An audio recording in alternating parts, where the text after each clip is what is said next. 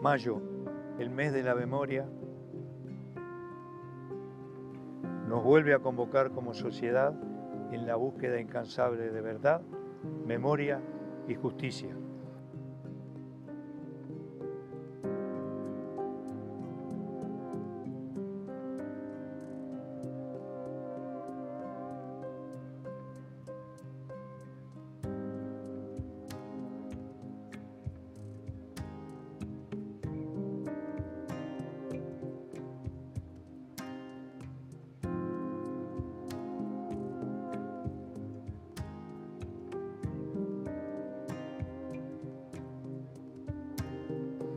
Mantener viva la memoria es responsabilidad de todos.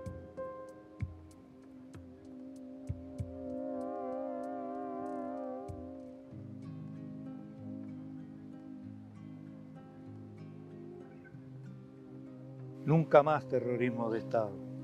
¿Dónde están? Mantener viva la memoria, dice por allí este video que elegimos para iniciar la edición de hoy de Sobre Ciencia, dedicada en gran parte a este mayo, mes de la memoria, este trabajo, el que pertenece a un grupo de gente que comparte con nosotros estudio aquí en TV Ciudad, encabezado por nuestra compañera Natalie González, pero nos deteníamos en esa frase. No solamente está lo que guardamos en la memoria, sino que están todos los espacios, todos los fragmentos de ese pasado que todavía no tenemos a la vista. Bueno, la ciencia trabaja desde muchos ámbitos para llenar esos blancos, para llenar esos agujeros de la memoria y poder contar una versión lo más completa posible de lo que sucedió en estos años, en esto que denominamos muchas veces pasado reciente, que tiene que ver sobre todo con historias que no se completan, con violaciones a los derechos humanos, con gente que todavía no sabemos dónde está. Vamos a aportar desde Sobre Ciencia esta mirada del conocimiento, de la investigación, del trabajo de gente que día tras día trata de ir surciendo estos agujeros para que no haya espacios en blanco en la memoria. Esto va a ser una buena parte de nuestro contenido de hoy, pero como siempre, comenzamos la edición de Sobre Ciencia repasando las noticias científicas más importantes de la semana en este salpicón.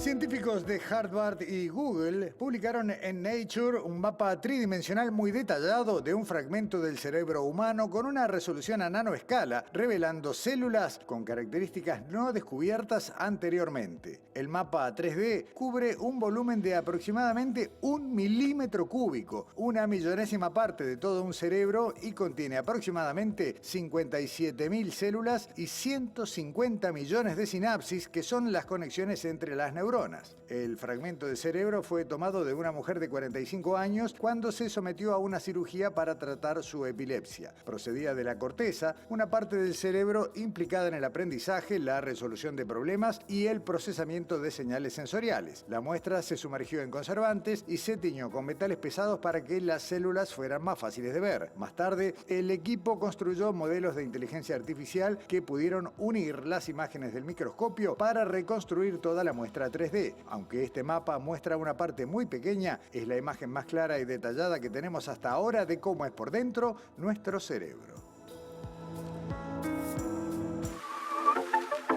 La NASA creó una simulación que permite viajar al interior de un agujero negro. Esta nueva visualización inmersiva fue producida por científicos del Centro Goddard en la supercomputadora Discover. El video de 360 grados que permite a los espectadores mirar a su alrededor durante el viaje muestra un agujero negro supermasivo con 4.3 millones de veces la masa de nuestro Sol. Para simplificar los complejos cálculos, el agujero negro no gira. Una nube plana y arremolinada de gas caliente y brillante llamada disco de acreción rodea el agujero negro y sirve como referencia visual durante la caída. El proyecto generó alrededor de 10 terabytes de datos y tardó unos 5 días en ejecutarse en solo el 0,3% de los 129.000 procesadores de Discover. La misma simulación llevaría más de una década en una computadora portátil típica. El día 23 de mayo, Día del Investigador, la Ciencia y la Tecnología, se cumplen 130 años del nacimiento de Clemente Estable. El instituto que lleva su nombre celebrará con varias actividades abiertas al público. Entre ellas, una charla con la perspectiva histórica del legado de Clemente Estable, la presentación del libro 95 aniversario de dicho instituto y visitas guiadas a los laboratorios. También habrá actividades de acceso libre para niñas y niños, taller de microscopía, los ojos de ella y el stand Cómo estudiar la salud ambiental a través de la investigación de las abejas en nuestro país. Esta celebración será el próximo jueves 23 de mayo desde las 17:30 horas. Más información en la web del instituto que ven en pantalla. Están abiertas las inscripciones para actuales y nuevos clubes de ciencia para el ciclo de actividades 2024 del Programa Cultura Científica de la Dirección Nacional de Educación. Año a año, Cultura Científica invita a que niñas, niños, adolescentes, jóvenes y adultos integren un club de ciencia. Estos espacios pueden ser promovidos dentro de centros educativos, sociales, deportivos y barriales y deben contar con un orientador u orientadora que oficie de responsable. Cada grupo selecciona un tema de investigación que posteriormente desarrollarán con la colaboración de su orientador. Es aconsejable la elección de un tema vinculado a problemas de interés local o de los propios participantes. Los clubes de ciencia registrados en el marco del Programa Cultura Científica de la Dirección Nacional de Educación están habilitados para participar de congresos y ferias departamentales, así como de otras propuestas educativas tales como talleres, campamentos y charlas, entre otros. El plazo para presentarse vence el 30 de junio. El registro debe realizarse únicamente por el formulario en línea. Más información en la web de Cultura Científica del Ministerio de Educación.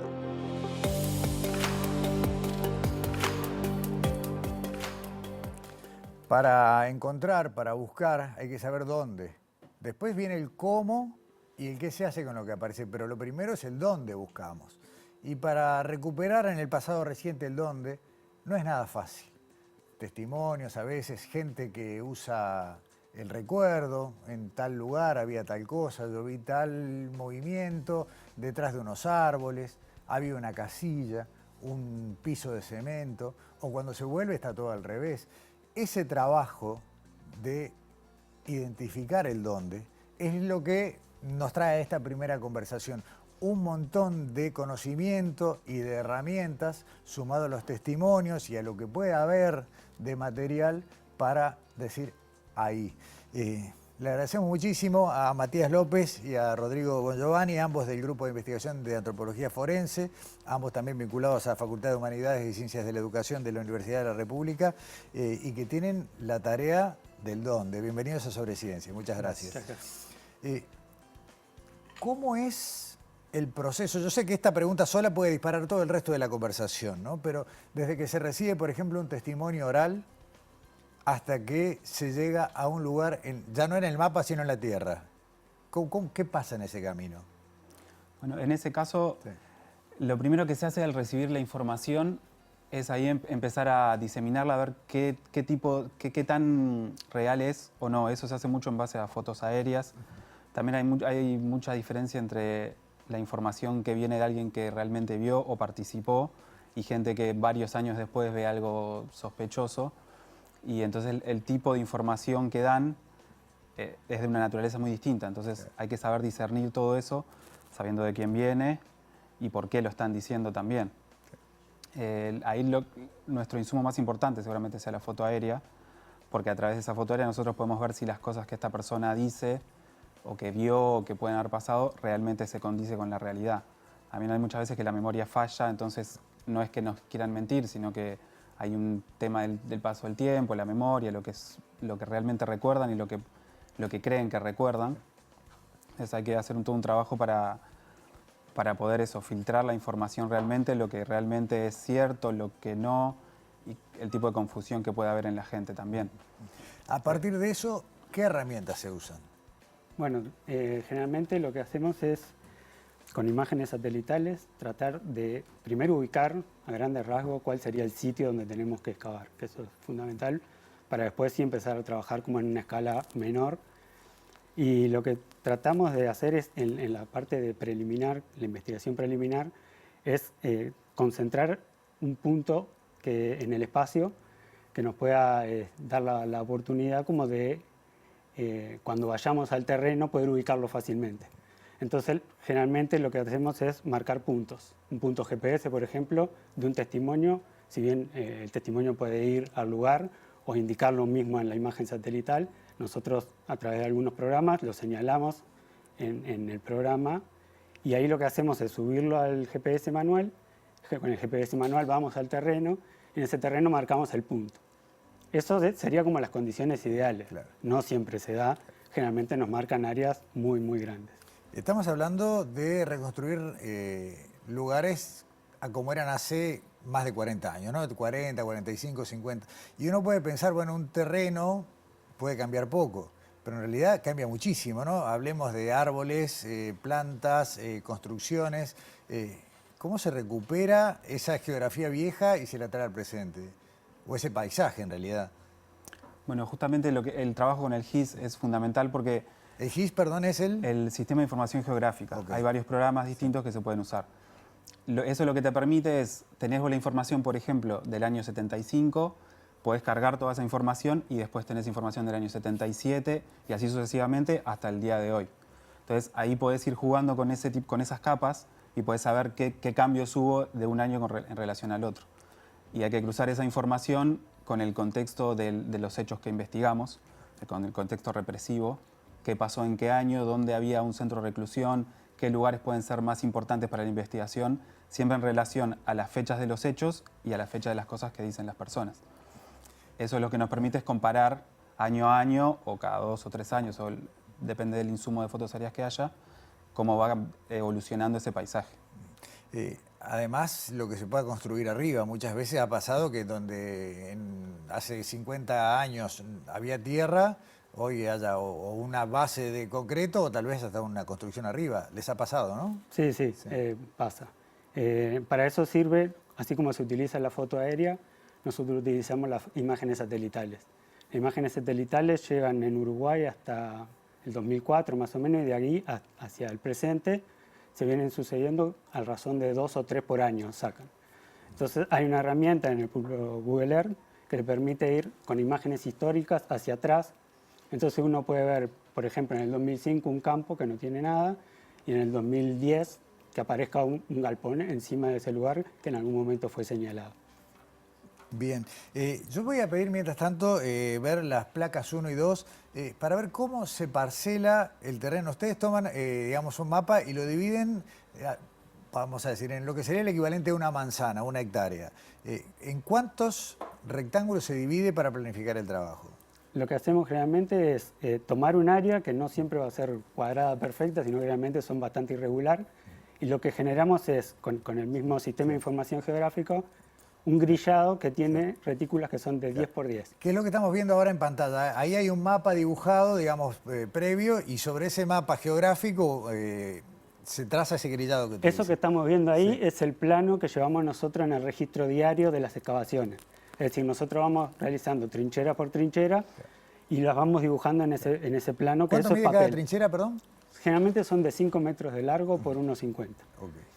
Lo que hacemos es, primero grillar toda el área que tenemos nosotros, generamos un grillado de 10 por 10 y después vamos completando esos grillados con las trincheras. Entonces lo vamos registrando en este plano. El plano papel después lo que se hace es escanearlo, digitalizarlo y ahí se lleva al sistema de información geográfico de vuelta con los puntos GPS que teníamos de referencia iniciales. Entonces lo que se hace es georreferenciar la imagen, es decir, colocar el plano papel sobre una imagen satelital y ahí encima nosotros ya después agregamos los elementos que queramos, ¿no? Así como decía, la construcción, un camino, un árbol, lo que quiera, pues, se puede diseñar ahí y a su vez a las propias trincheras se le puede ir agregando los atributos que queramos, profundidad, distancia. Una vez que se empieza a excavar, y creo que esto que voy a preguntar es bastante obvio para ustedes, pero tal vez no lo sea para nosotros, ¿es muy fácil o no darse cuenta si ese lugar fue manipulado previamente? Digamos, si lo que se cava es suelo virgen, por decirlo de alguna manera, o si ya fue intervenido. ¿Cuáles son las pistas para eso? Lo que tenemos es diferentes contextos de trabajo. Hay lugares que es bastante sencillo poder darse cuenta de eso y otros lugares que no son tan fácil porque tienen algún relleno, ya tienen una modificación previa que estarían mascarando lo que nosotros estamos buscando. Entonces depende mucho del contexto. Cuando el suelo es natural, los horizontes se comportan de manera natural. Si hay alguna alteración, es bastante fácil darse cuenta. Puede ser que haya una alteración en el suelo natural y por encima haber una capa de relleno, y eso ya complica bastante porque hay que seguir profundizando hasta llegar al suelo natural. ¿Cómo se trasladó esto, digamos, a algún episodio en el cual aparecieron posteriormente restos? Digamos, ¿podemos contar, obviamente sin ir por dentro de la privacidad de cada situación, un proceso que digan, bueno, esto nació a partir de un testimonio o de una observación de comparación de fotos y llegamos hasta un sitio donde en definitiva aparecieron restos? Sí, hay muchos casos, sobre todo lo que nosotros hacemos mucho también es, una vez que hubo hallazgos, porque el tema de la delimitación del lugar donde se va a excavar, con la información que hay, que es de mala calidad, es muy difícil achicar el lugar. Entonces, una vez que nosotros hemos tenido algún hallazgo, como el último del año pasado, por ejemplo, a partir de eso nosotros leímos ciertos aspectos del paisaje que eso le da ciertas referencias a ese enterramiento. Entonces podemos pensar que ciertos testimonios hablaban de ese lugar o de otro, pero también hay un trabajo que se hace después del hallazgo. O sea, la información preliminar se hace antes de ir al campo, durante el trabajo de campo y también posterior al trabajo de campo. ¿Y qué sería ese trabajo posterior? Por ejemplo, cuando nosotros tenemos un hallazgo, volver a esas fotos aéreas viejas, a ver cómo funcionaba ese lugar en los años 70, por ejemplo, y ahí nosotros podemos asociar el punto del hallazgo a caminos, a construcciones, a determinados montes que había en su momento o que después vinieron o que después plantaron. En casos del Batallón 13, por ejemplo, sabemos que se enterró cuando no había monte y después se plantó un monte. Ese tipo de cosas a nosotros nos sirven para después relacionarlo con la información previa que tenemos, con los testimonios. Correcto. Esto que estamos viendo en la pantalla, que si yo lo reconozco mal, y ayúdenme ustedes, es el Batallón 13, ¿no? Sí. Ese en realidad es Comunicaciones, que es un batallón que está pegado en el mismo predio. al 13. Es la división entre el 13 y Comunicaciones. Delimitado por el arroyo, es el Miguel. Es una cañada, una cañada está, donde termina el predio. Y ahí creo que es uno de los lugares donde se plantó un monte posteriormente, ¿no? Es cercano, Sí. sería al sur de esa imagen, es donde está el monte plantado. Bien, cada uno digamos, esos son los espacios que ustedes decían y cada uno de los bloquecitos son las trincheras. Exacto. Es correcto. En este caso, ahí en está, realidad, ¿no? los bloquecitos lo que marcan en la cuadrilla dónde van las trincheras. Bien, esto que estamos viendo ahora es justo previo a las trincheras y a partir de esto cada uno de esos cuadrados se divide en una trinchera donde se va a hacer la búsqueda. Exacto. Cada trinchera no puede ser más grande porque lo que estamos buscando puede ser muy chico. En realidad, el tamaño de la trinchera lo da el tacho de la retroexcavadora. Okay. El tacho tiene 1,50 m, en algún momento tuvo 70, o sea, eso va variando. Y la profundidad, que es como la pregunta que siempre nos hacen, es hasta dónde siguen profundizando, es hasta encontrar lo que se conoce como un suelo estéril, es decir, que sabemos que por encima no hay ningún tipo de anomalía, o sea, que no está alterado, por lo tanto llegamos a ese límite. O sea, hasta el suelo natural. Siempre llegamos al suelo natural y dentro del suelo natural generalmente se divide como en horizonte A, B y C, llegamos al horizonte C, que es el que ya sabemos que no tiene alteración. Lo importante de ese grillado es que no quede nunca un lugar sin excavar, justamente por la dimensión de lo que buscamos, que no sabemos qué es, incluso pueden ser restos sueltos y no un enterramiento primario. Entonces tiene que hacer, por eso es una trinchera contigua a la otra y que no quede nada sin excavar de esas cuadrículas. Además de la información fotográfica, satelital, porque creo que hay todo un registro viejo previo a la era de los satélites que son fotos aéreas, incluso, ¿no? Muchas veces se parte de ahí. ¿Hay alguna otra información que el terreno dé? Estoy pensando, hablamos de árboles, pero algún tipo de vegetación, o la ausencia, o tal vez algún tipo de camino. ¿Hay otras señales que forman parte de esta reconstrucción? Sí, en realidad en cada foto nosotros tenemos las cosas básicas, son los caminos, los cursos de agua, las zonas inundables, los montes. Ahí es más difícil diferenciar entre especies de vegetación, pero sí entre tipos de vegetación. Se puede diferenciar un monte de eucaliptos de un lugar donde hay vegetación baja, y eso también nos da información, siempre relacionándolo con los testimonios o con los documentos previos. Quiero pedirle al señor director la placa número 8, que es la que tiene un mapeo de todos los lugares de interés que hay dentro de lo que esta que estamos viendo ahora en las pantallas gigantes, ya la veremos en pantalla. Son los mapeos de los sitios que hay en el departamento de Montevideo y la periferia, ¿no? ¿Todo eso se ha investigado o todo eso son los puntos de interés, algunos ya excavados y otros no? No, esos son sitios donde ya hemos intervenido, donde ya hubieron excavaciones. Algunos son muy extensos, como el Batallón 14 o el ex Batallón 13, Claro. que tienen muchísimas excavaciones. Y otros son intervenciones más puntuales, pero todos ya han sido intervenidos. Hay lugares enormes como el Batallón 14. ¿Cómo se despeja la información cuando es un sitio tan grande? Y que encima fue, a ver, sabemos que hubo informaciones falsas además sobre algunas áreas del 14, ¿no? Eso en realidad también, ese es uno de los grandes problemas, las dificultades o desafíos en realidad del trabajo, pero en general se puede ir achicando el margen en base a los testimonios, a las fotos aéreas, a la información documental, y siempre quedan lugares más grandes en realidad, porque por ejemplo pensando en una unidad que tenemos en el 14 que es el monte, dentro de ese monte es muy difícil discernir, Claro. porque incluso hay una cañada, pero las cañadas no se ven en las fotos aéreas muchas veces. Pero depende, es muy particular de cada lugar, en cada sitio. En el 14 es una cosa, en el 13 es otra, y en la Chacra de Pando es otra, por ejemplo. Para terminar esta charla y a cuenta de que es un trabajo que está en marcha y que todos los días se actualiza, en este momento en carpeta, ¿cómo sigue? Hay muchos lugares de interés que están siendo relevados en este momento, tanto primero en laboratorio y después en terreno. Sí, a nivel de información preliminar, sí, son muchos lugares en todo el país, no solo en Montevideo y el área metropolitana. Y la idea nuestra siempre es pedirle a la gente también, a la gente que pueda aportar algo de información, que se acerquen al equipo, a la Institución de Derechos Humanos, para aportar esa información, porque por la naturaleza del problema, la única forma es ir sumando información de a poco y eso en algún momento nos puede llevar a intervenir en otros lugares, donde seguramente haya cosas por descubrir. Matías López, Rodrigo Bongiovanni, muchísimas gracias por acompañarnos en Sobre Ciencia y como dije recién, esto es una tarea en marcha, tiene todo lo que resta por encontrar por delante, así que seguramente que volveremos a conversar más adelante. Muchas gracias. A ustedes. Gracias. Primera pausa en Sobre Ciencia, a la vuelta seguimos con Mayo, Mes de la Memoria, Alicia Luciardo, la directora del Grupo de Antropología Forense aquí en Estudio.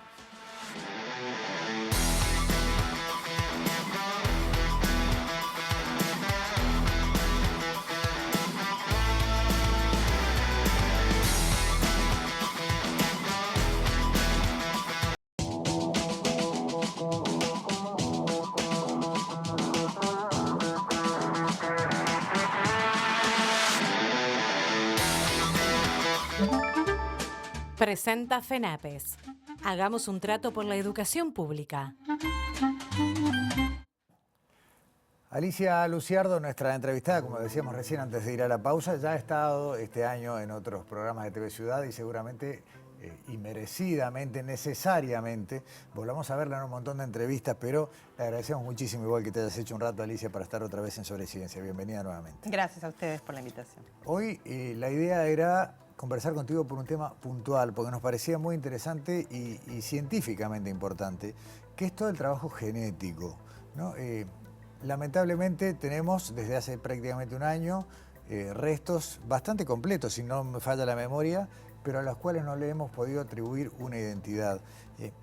¿Qué pasó? ¿O qué falta?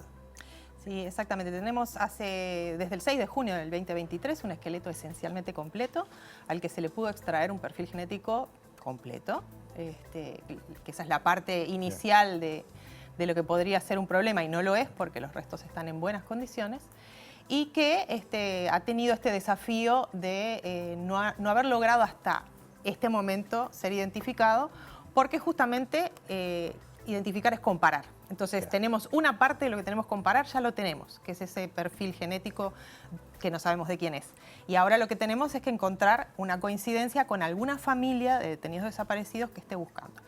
Para hacer esa comparación necesitamos tener algo para comparar y ese algo tiene que ser de buena calidad, en cuanto a cantidad y a calidad. Entonces ahí empieza el problema de la identificación, concretamente para este caso del hallazgo del 6 de junio, que lo que teníamos como banco genético no estaba completo y si bien se lograron algunas exclusiones importantes porque sabemos que es una mujer y se pudieron descartar algunas identidades, hay otro número de mujeres que todavía siguen estando sobre la mesa los nombres y no hemos podido descartarlas justamente porque la composición familiar de los donantes no fue suficiente. Y en eso hemos estado trabajando durante un año.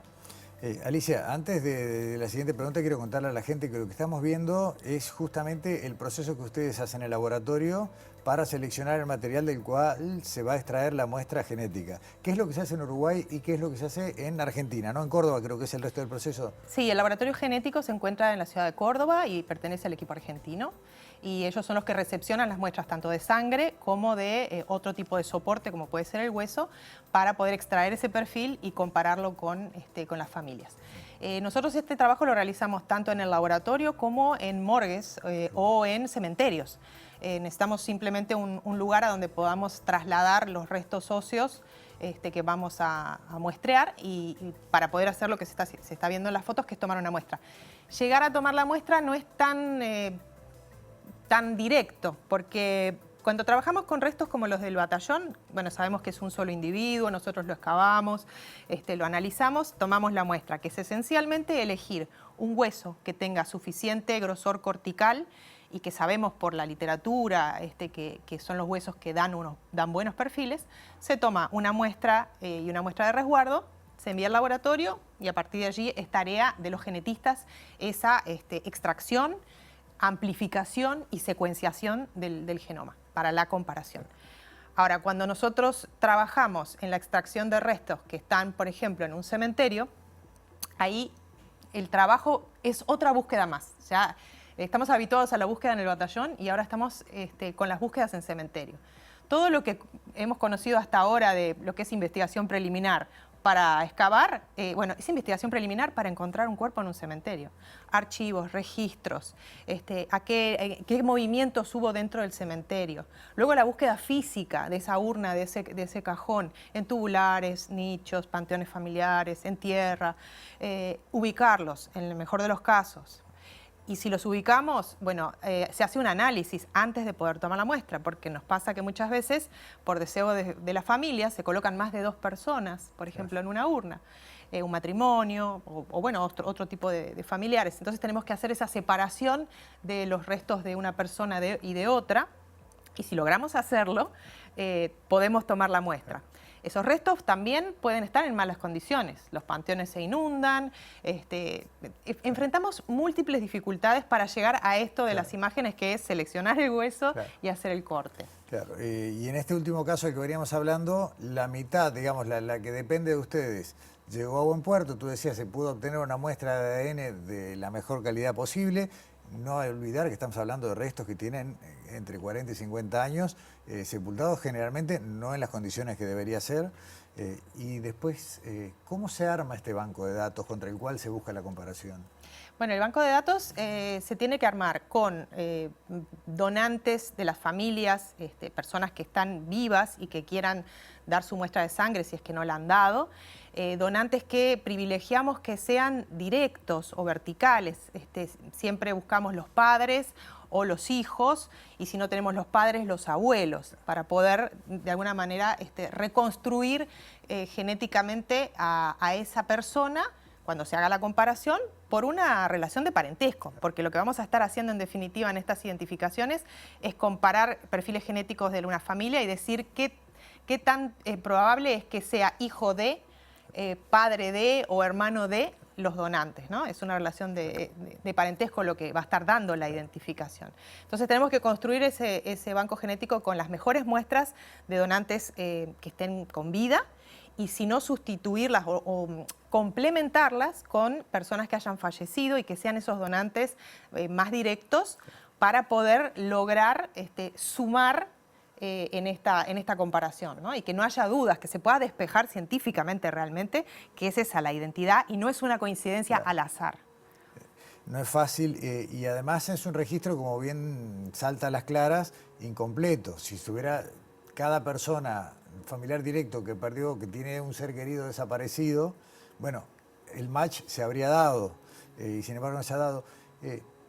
¿Por dónde tiene que ir una persona que desee que su información genética esté en el banco para facilitar las comparaciones. Sí, y eso es clave, porque lo que sucedió es que no había un lugar concreto o un conocimiento de las personas de a dónde podían ir a donar.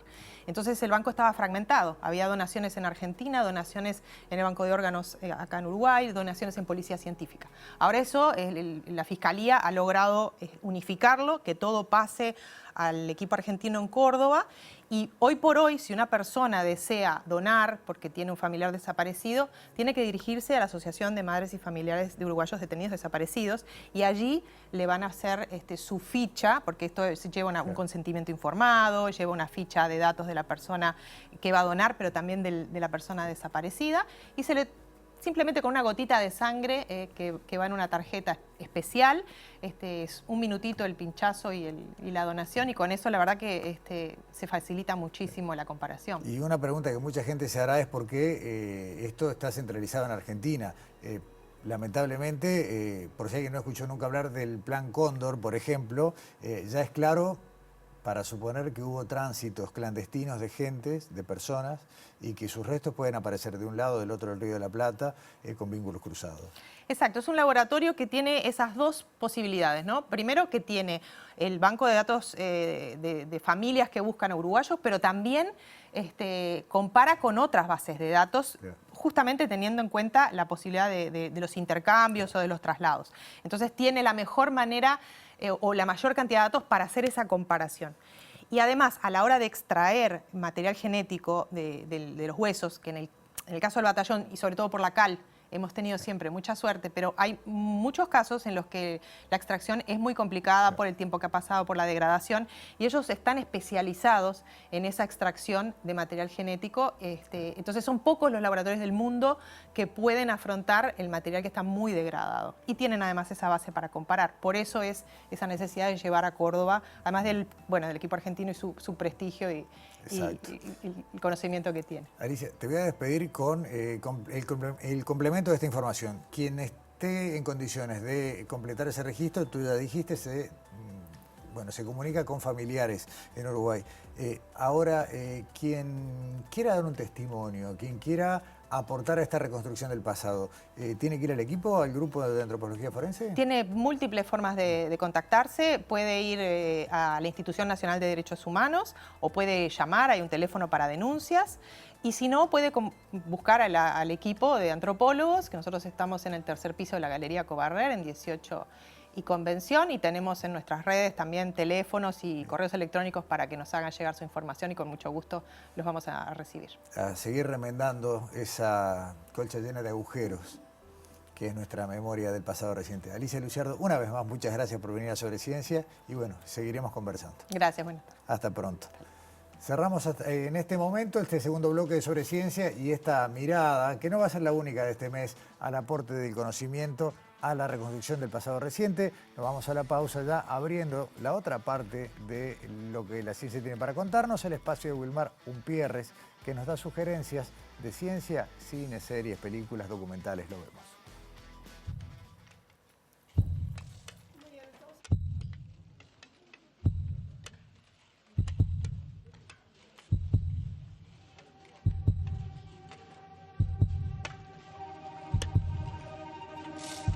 It's intensely contemplative. It is almost hypnotic. Vamos a hablar de un par de alternativas en formato documental que nos sirven para echarle un vistazo a los tiempos que corren, al mundo de la tecnología y también de la inteligencia artificial. AlphaGo fue un programa informático de inteligencia artificial que Google desarrolló específicamente para jugar al juego Go, un juego de mesa. Fue en el año 2015 que el AlphaGo de Google se convirtió en la primera máquina capaz de ganar a un humano.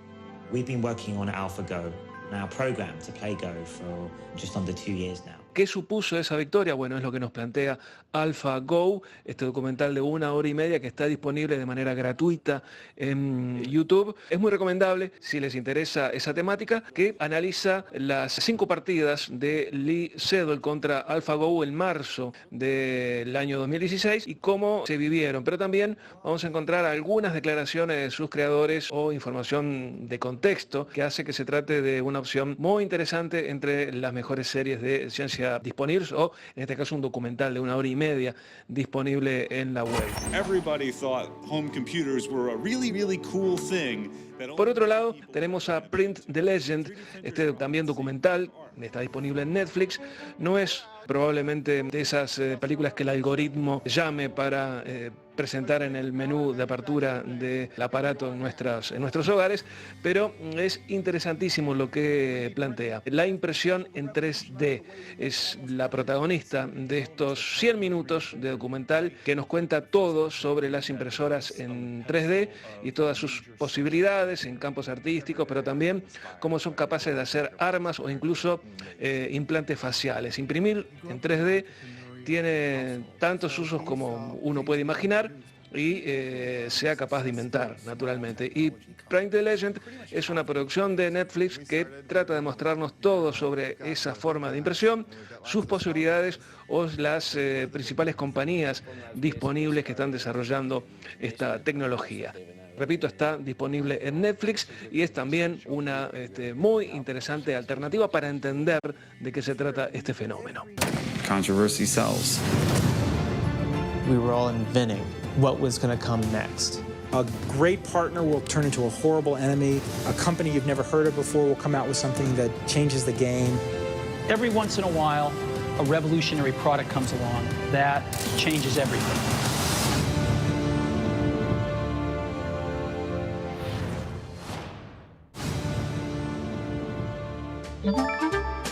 Presentó FENAPES. Hagamos un trato por la educación pública.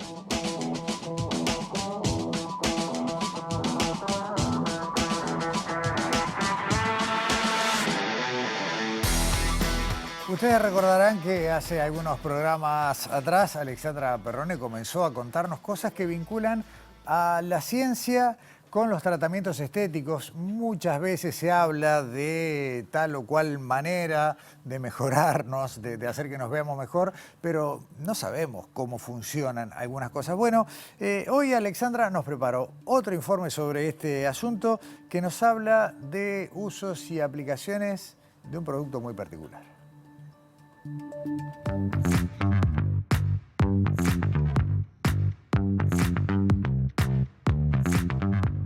Está presente en nuestro organismo, en alimentos y en una variedad muy grande de productos de belleza. En este informe de Sobreciencia les contamos qué es el ácido hialurónico. El ácido hialurónico es un polisacárido que está formado por varias cadenas. Es una sustancia que está presente naturalmente en el cuerpo humano, en varios tejidos, así como también en los animales, y que su principal función y propiedad es la gran capacidad que tiene para captar agua.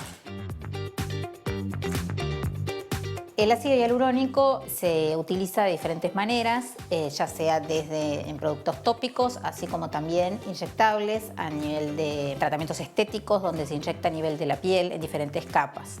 Para ello se producen diferentes formas de ácido hialurónico, desde más densos a menos densos, dependiendo para el sitio donde se vayan a inyectar. No es lo mismo para hidratar o voluminizar labios, el ácido hialurónico que se utiliza, que el que se utiliza para definir pómulos o también el que es de uso cosmético, ¿no?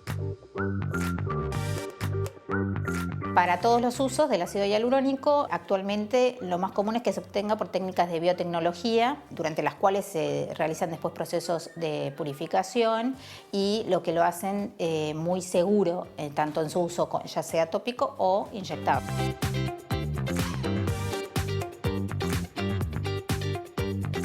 En los tratamientos estéticos muchas veces se confunde qué tratamientos son ácido hialurónico o toxina botulínica. Básicamente el ácido hialurónico se emplea para hidratar o rellenar o voluminizar zonas de la cara.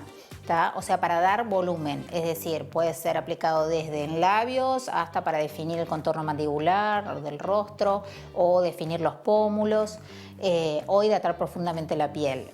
O sea, siempre genera algo de volumen habitualmente. Y la toxina botulínica, por su parte, en realidad actúa sobre el músculo. Es totalmente diferente el mecanismo de acción porque lo que hace es relajar el músculo, produciendo así una disminución de la marcación de la piel por la contracción muscular. Es decir, por eso es que la toxina botulínica principalmente está indicada para el tercio superior de la cara, para lo que se llaman las arrugas dinámicas o de gesticulación, que son por movimientos musculares, ya sea las de la frente, el entrecejo, las patas de gallo. Y en ese caso lo que se hace es actuar sobre el músculo, relajándolo para que no marque la piel, como quien dice.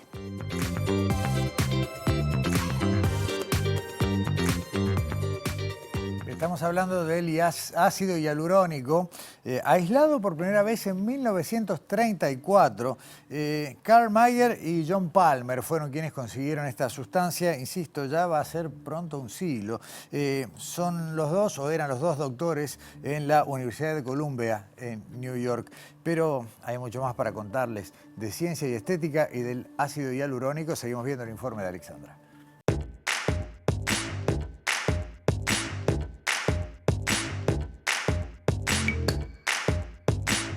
¿Y qué tratamientos estéticos se pueden realizar con el ácido hialurónico? ¿Cómo interactúa nuestro cuerpo con él? Seguimos conociendo la ciencia que hay detrás de determinados tratamientos de medicina estética.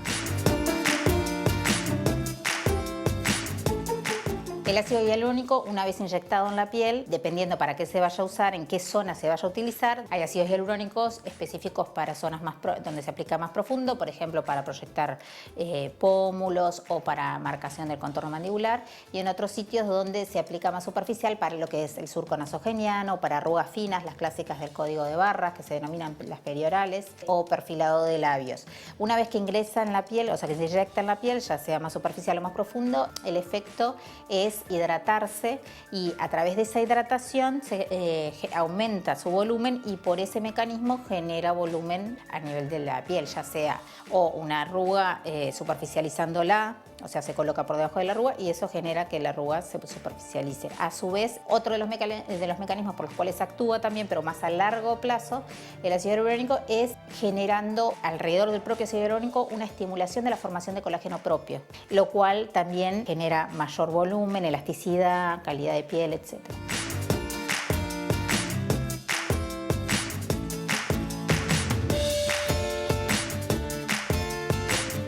La duración del ácido hialurónico depende mucho de la zona donde se aplique, porque existen diferentes tipos de ácido hialurónico específicos para cada zona. Esto hace que algunos duren más y otros menos. Por ejemplo, en los labios, donde es una zona móvil y donde el ácido hialurónico debe ser muy maleable para que quede natural, es donde menos duración, digamos, tiene, aproximadamente entre 9 y 10 meses.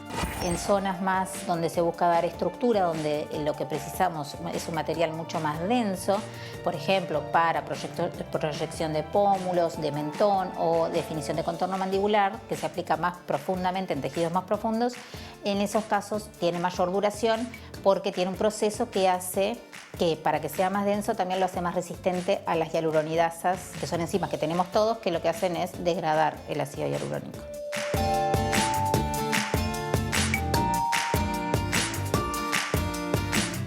Y para redondear este abordaje entre ciencia y cuidados estéticos o medicina estética, Alexandra nos va a contar qué hay que tener en cuenta antes de elegir realizarse un tratamiento con ácido hialurónico.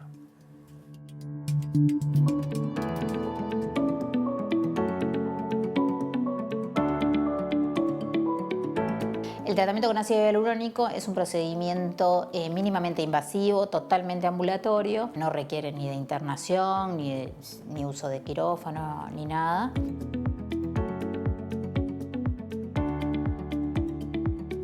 Antes de aplicarse ácido hialurónico, es súper importante saber qué marca de ácido hialurónico se va a utilizar, qué tipo de ácido hialurónico se va a utilizar, con qué técnicas y hacerlo en manos expertas. A su vez, el médico que lo va a aplicar le va a solicitar ciertos datos clínicos de la historia clínica, desde antecedentes, alergias o reacciones cutáneas a algunos tipos de elementos, enfermedades que tenga de la piel, por ejemplo, colagenopatías. Son todas cosas que nos interesan saber para ver qué paciente es o no es candidato a la aplicación de ácido hialurónico, así como otras enfermedades que presente que puedan llegar a afectar.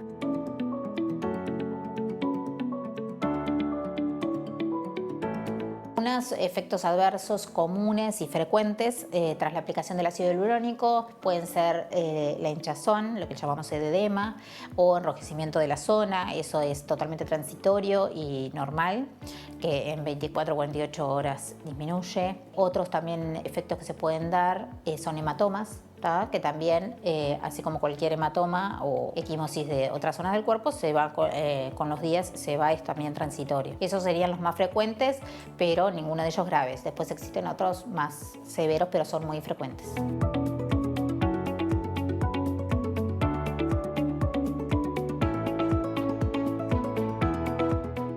Dentro de los productos de rellenos dérmicos a nivel de piel, el ácido hialurónico es considerado de los más seguros por tantos estudios y experiencias que se tiene con el uso, en cuanto a años, con el uso del mismo. A su vez tiene la gran ventaja respecto a otros de que existe una enzima que se denomina hialuronidasa, que también es sintetizada artificialmente y que la podemos utilizar en caso de cualquier complicación o incluso para correcciones, porque lo que hace esa enzima es, una vez que uno lo aplica, degrada el ácido hialurónico y eso en caso de complicaciones es súper importante porque tenemos como un antídoto, como quien diría, ¿no? Que en otros casos, con otros rellenos, no existe esa posibilidad. Eso lo hace también mucho más seguro.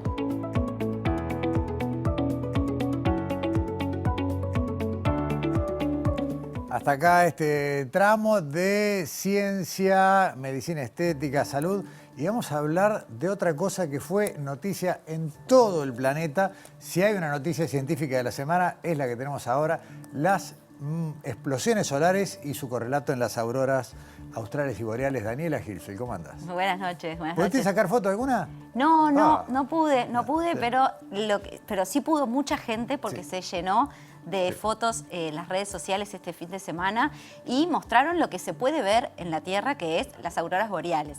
¿Boreales? Y australes, porque uno tiene la claro, inclinación a decir auroras boreales, pero hay en el Polo Norte y en el Polo Sur.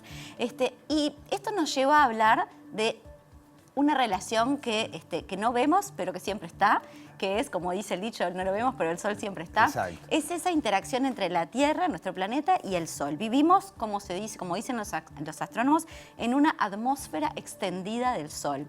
¿Qué quiere decir? Que el Sol es más que lo que vemos desde la Tierra, que es la atmósfera que también alcanza a la Tierra, la atmósfera solar, y también a los planetas del sistema solar. En esa atmósfera solar no hay vacío, o sea, hay partículas, en este caso, partículas atómicas y subatómicas como protones, neutrones, electrones, que llegan a la Tierra cada tanto arrastradas por lo que se llama el viento solar. Hasta acá hay un montón de conceptos. ¿Qué es lo que vamos a ver, por ejemplo, en esta placa? Para recordar lo que pasó este fin de semana, que lo que vemos fueron las auroras boreales. Y ahí, como dice, bueno, las manchas solares, todo empieza en las manchas solares, ¿no? Que son zonas, lo que nosotros vemos con nuestros telescopios, zonas oscuras del Sol, donde hay menor temperatura, pero donde hay mucha actividad.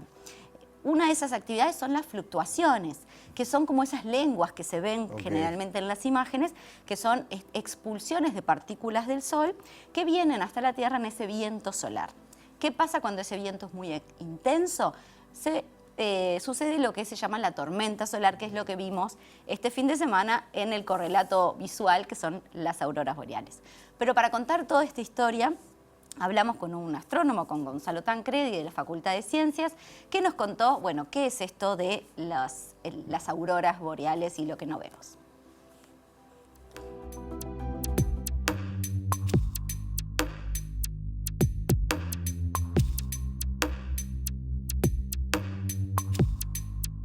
Este viento de partículas sale radialmente desde el Sol en todas direcciones y tiene una velocidad considerable de unos 500 kilómetros por segundo con algunas fluctuaciones. Cuando llega este viento solar a la Tierra es que tenemos estos fenómenos de interacción entre la Tierra y la atmósfera extendida del Sol.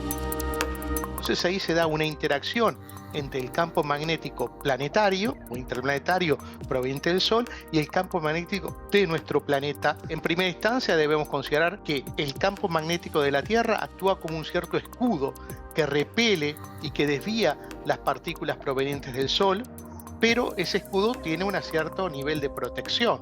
Cuando hay una intensidad muy grande de este flujo de partículas, de este viento solar, estas partículas logran atravesar ese escudo, especialmente son desviadas e ingresan en las regiones polares. ¿Qué sucede cuando las partículas ingresan logran atravesar el escudo, logran desviarse y atravesar el escudo? Ingresan en la zona primero de la alta atmósfera, produciendo la ionización de los átomos y moléculas presentes en la atmósfera. Esa ionización produce lo que muchos han oído hablar de las auroras. Auroras boreales en el hemisferio norte, pero también auroras australes en el hemisferio sur. Que a su vez esas auroras tienen diferentes coloraciones en algunos casos más verdosas, más rojizas, más azuladas, porque dependen de los átomos que ya han sido ionizados y recombinados. Entonces ahí tenemos fenómenos asociados a ionización de átomos de oxígeno, que producen, por ejemplo, coloraciones rojizas, o átomos de nitrógeno, que también en ese caso producen coloraciones más verdosas.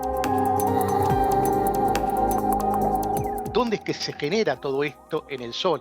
Este viento de partículas fluye en todas direcciones, pero en particular se producen fenómenos asociados a manchas solares.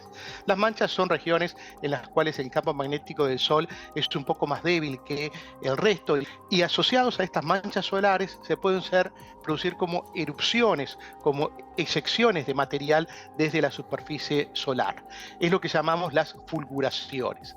Estas fulguraciones inyectan, por una parte, una cantidad de partículas muy energéticas a velocidades comparables a la velocidad de la luz, que viajan desde esa zona en todas direcciones. Cuando tenemos una intensidad muy grande de este flujo de partículas, es que estamos hablando de una tormenta geomagnética.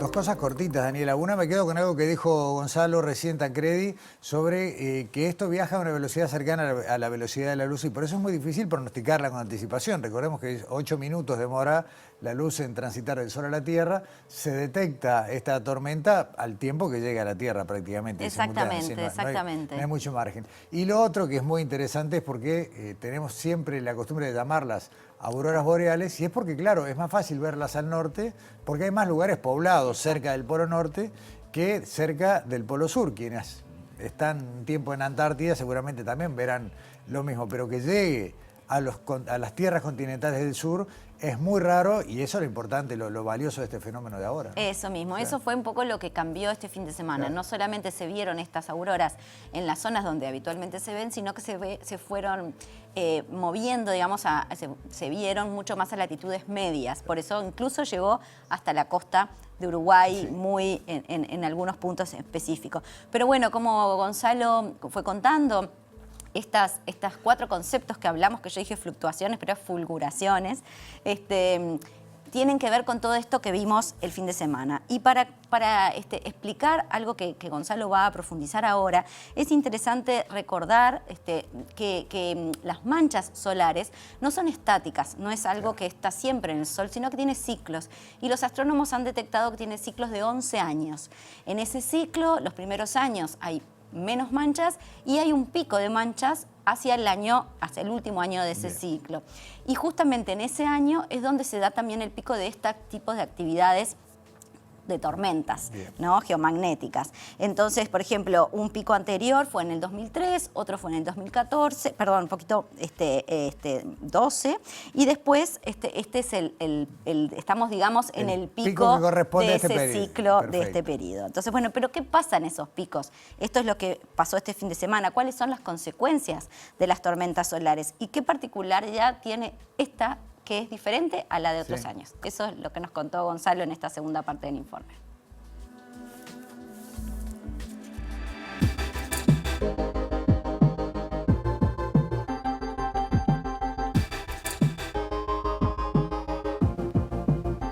Unas consecuencias pueden ser las auroras, pero también tenemos consecuencias especialmente para lo que es las actividades electrónicas de nuestro planeta. En particular podemos tener lo que llamamos apagones de radio, porque estos fulguraciones solares emiten una gran cantidad de radiación en rayos X y rayos gamma, radiación de la alta atmósfera, y nosotros utilizamos la alta atmósfera ya sea para el rebote de radio, o sea, el rebote de las ondas de radio, las ondas largas, o también la transmisión de las señales desde los satélites. También afecta, por ejemplo, los GPS. Y por último, es la llegada de una eyección de masa coronal, de una CME por su sigla en inglés. Ahí las consecuencias pueden ser bastante mayores, son auroras de mayor intensidad, son perturbaciones del campo magnético terrestre más intensas que pueden llegar a estar afectando también las transmisiones eléctricas a nivel de superficie.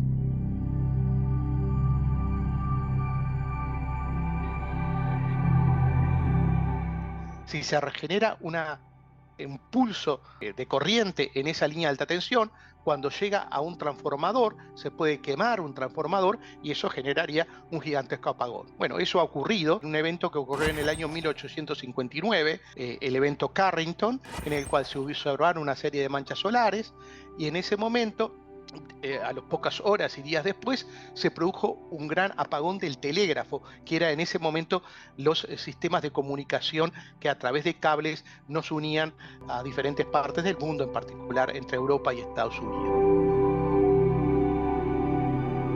Recientemente, en el año 2003, el evento que se conoce como el evento Halloween, porque ocurrió en el entorno del día de Halloween, fines de octubre, principio de noviembre, que produjo un apagón o un desperfecto grande en transformadores en Sudáfrica.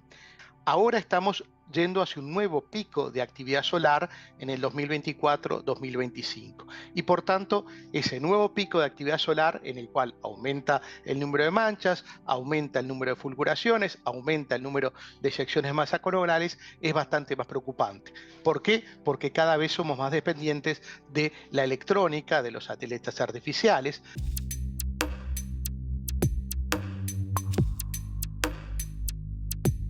Lo que ocurrió entre el viernes y el sábado pasado fue una de las tormentas geomagnéticas más intensas de las últimas décadas. Las tormentas se clasifican, al igual que por ejemplo los terremotos, en una escala.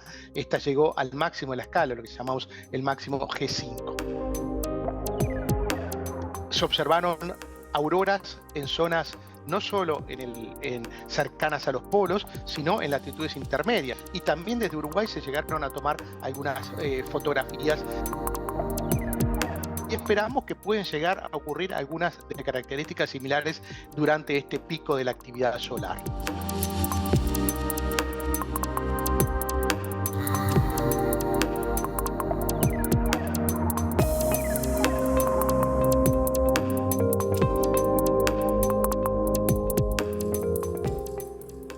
La ciencia explicando lo que vio medio planeta este fin de semana pasado. Es así, bueno, estamos, como nos decía Gonzalo, en este pico de la actividad solar.